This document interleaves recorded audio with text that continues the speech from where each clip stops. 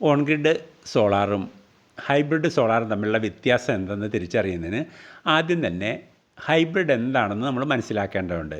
Hybrid എന്ന് നമ്മൾ സാധാരണ മുൻകാലങ്ങളിൽ കേട്ടിട്ടുള്ളത് സങ്കര ഇനം ചെടികൾ അല്ലെ ഹൈബ്രിഡ് ചെടികളാണ്.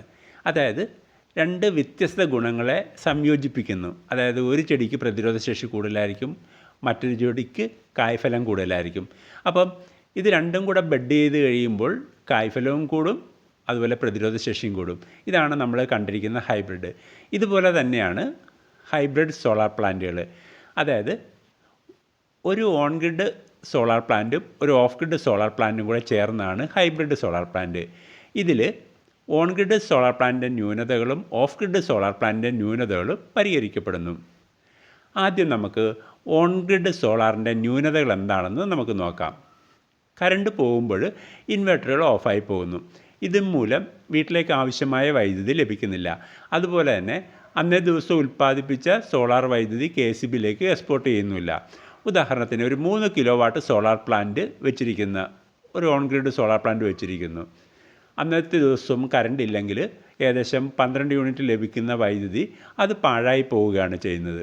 ഹൈബ്രിഡ് സോളാർ പ്ലാന്റിലാണെങ്കിൽ ബാറ്ററി ഉള്ളതിനാൽ ആ വൈദ്യുതി ബാറ്ററിയിൽ ശേഖരിച്ചു വെക്കുന്നു. അതുകൂടാതെ അതേസമയം തന്നെ വീട്ടിലെ ഉപകരണങ്ങൾ പ്രവർത്തിക്കുകയും ചെയ്യുന്നു. ഇനി ഓഫ് ഗ്രിഡ് സോളാറിൻ്റെ കുറവുകൾ നോക്കാം. മിക്ക വീടുകളിലും പകൽ സമയം ആളില്ലാത്തതിനാൽ ഉൽപ്പാദിപ്പിച്ച വൈദ്യുതി അത് ഉപയോഗിക്കാൻ കഴിയുന്നില്ല. ഇനി ബാറ്ററിക്ക് വില കൂടുതലായതിനാൽ മിക്കവാറും വളരെ കുറച്ച് യൂണിറ്റ് സ്റ്റോറേജുള്ള ബാറ്ററി ആയിരിക്കും ഓഫ് ഗ്രിഡ് സിസ്റ്റത്തിന് ഉപയോഗിക്കുന്നത്. ഇപ്പോൾ ഒരു 3 kilo watt off grid system ആണെങ്കിൽ ഏകദേശം 10-11 യൂണിറ്റ് ഒരു ദിവസം ഉൽപ്പാദിപ്പിക്കുന്നു. എന്നാൽ ബാറ്ററിക്ക് നമുക്ക് 4 യൂണിറ്റ് സ്റ്റോറേജുള്ള ബാറ്ററി മാത്രമാണെങ്കിൽ ബാക്കി 6 യൂണിറ്റോ 7 യൂണിറ്റോ പാഴായി പോകുന്നു. എന്നാൽ ഹൈബ്രിഡ് സോളാർ പ്ലാന്റുകളിൽ മിച്ചമുള്ള വൈദ്യുതി KCBക്ക് കൊടുക്കുന്നതിനാൽ ആ വൈദ്യുതി പാഴായി പോകുന്നില്ല. എന്നിട്ട് രാത്രി കാലങ്ങളിൽ KCB ഈ വൈദ്യുതി തിരികെ തരുന്നു. ഇനി ഹൈബ്രിഡ് ഇൻവെർട്ടർ എന്ന് വെച്ചാൽ എന്താണ്? ഒരു ഓൺ ഗ്രിഡ് ഇൻവെർട്ടറും ഒരു ഓഫ് ഗ്രിഡ് ഇൻവെർട്ടറും ചേർന്നിട്ടുള്ള സിസ്റ്റമാണ്.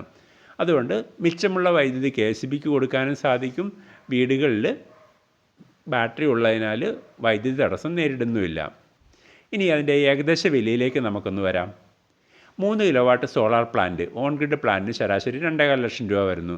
എന്നാൽ 3 കിലോ വാട്ട് ഹൈബ്രിഡ് സോളാർ പ്ലാന്റിന് ഏകദേശം 4 ലക്ഷം രൂപയോളം വരുന്നു.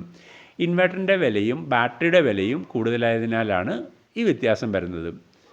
എല്ലാ രാജ്യങ്ങളിലും വൈദ്യുതി ക്ഷാമമുണ്ട്. ഇലക്ട്രിക്കൽ വെഹിക്കിൾ കൂടുന്നതിനാൽ നമ്മുടെ രാജ്യത്തും ആ ക്ഷാമം വരാൻ സാധ്യതയുണ്ട്.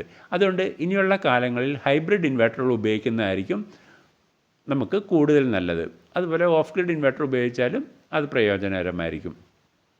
ഹൈബ്രിഡ് ഇൻവെർട്ടറുകളിലെ ലിഥിയം ബാറ്ററി ഉപയോഗിക്കുന്നതാണ് കൂടുതൽ നല്ലത്. അതിൻ്റെ കാരണം ലെഡ് ആസിഡ് ബാറ്ററിയിൽ നിന്നും കൂടുതൽ ആംബിയർ എടുത്തു കഴിഞ്ഞാൽ ആ ബാറ്ററിയുടെ ലൈഫ് പെട്ടെന്ന് കുറയും.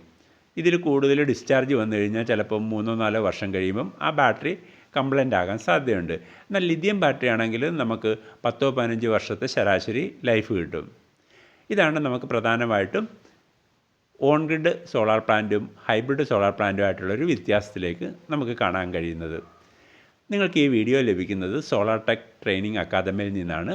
ഈ ഇൻസ്റ്റിറ്റ്യൂട്ട് സോളാർ ഇൻസ്റ്റാൾ ചെയ്യുന്നതിനുള്ള പരിശീലനം കൊടുക്കുന്നു. അതുപോലെ പൊതുജനങ്ങൾക്ക് പ്രയോജനകരമായ വീഡിയോകളും ലഭ്യമാക്കുന്നു. ഇത്രയും സമയം ഈ വീഡിയോ ശ്രദ്ധിച്ച നിങ്ങൾക്ക് ഓരോരുത്തർക്കും നന്ദി പറയുന്നു.